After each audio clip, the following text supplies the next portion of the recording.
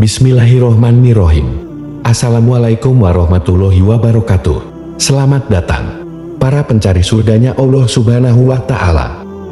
Tahukah sahabat, kisah sahabat Rasulullah yang pernah bertemu Dajjal? Siapa dia?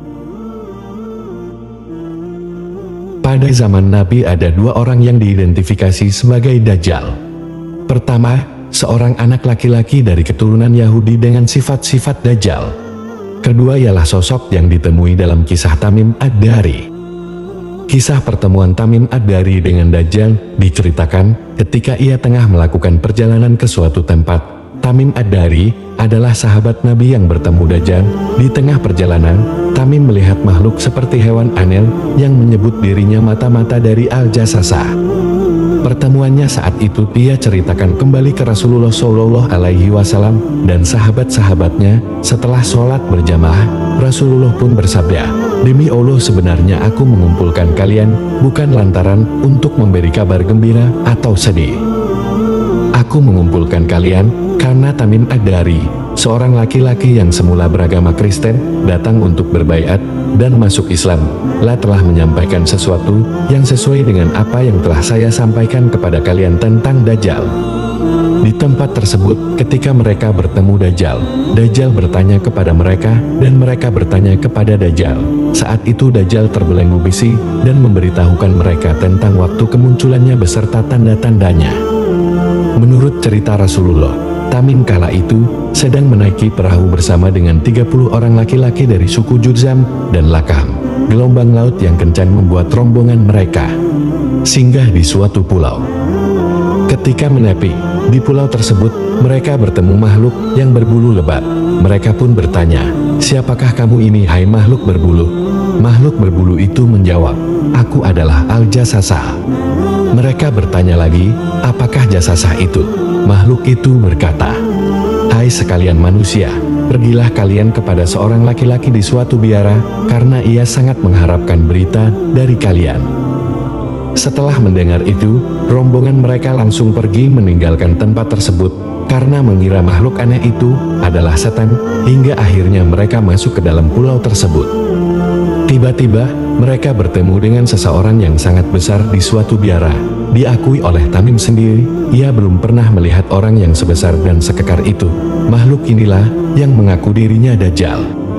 Kedua tangan orang tersebut terbelenggu pada lehernya, dan kedua kakinya dirantai dengan besi antara kedua lutut, hingga kedua mata kakinya.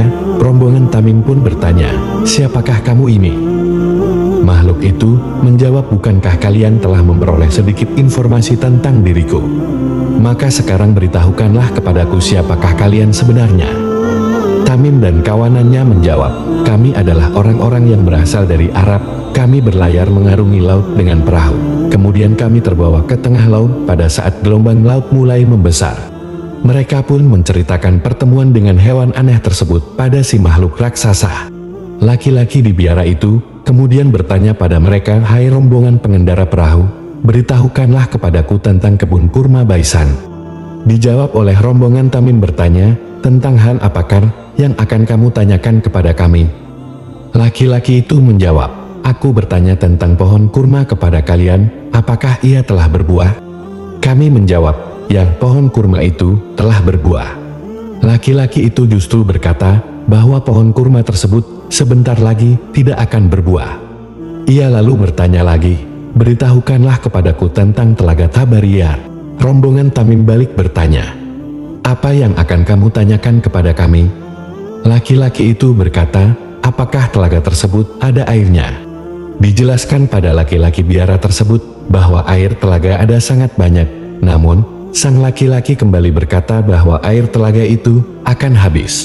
Kemudian laki-laki itu bertanya lagi, "Beritahukanlah kepadaku tentang seorang nabi utusan Allah yang umi. Apa yang telah ia lakukan?" Rombongan Tamim menjawab, "Nabi tersebut telah keluar dari kota Makkah dan menetap di kota Yatsrib Madinah." Laki-laki itu bertanya lagi, "Apakah nabi itu dimusuhi oleh orang Arab?" Dan kemudian dijawab dengan, "Ya, ia selalu dimusuhi orang Arab." Laki-laki itu terus bertanya, bagaimana upaya Nabi tersebut dalam menghadapi mereka. Kemudian dijelaskan bahwa Nabi Muhammad yang dimaksud tersebut telah berhasil dalam menyebarkan dakwahnya, hingga lelaki biara itu menjawabnya dengan panjang lebar sembari menjelaskan siapa dirinya. Hal ini pun menjelaskan mengapa ia mengetahui tentang masa yang akan datang. Sungguh lebih baik apabila orang Arab itu mematuhinya. Sekarang, baiklah aku akan memberitahukan kepada kalian tentang diriku.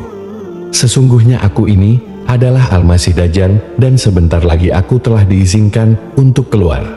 Setelah itu, aku akan menjelajahi dunia hingga tidak ada satu kampung pun yang tidak aku singgahi dalam jangka waktu 40 malam, kecuali kota Makkah dan Taibah Madinah.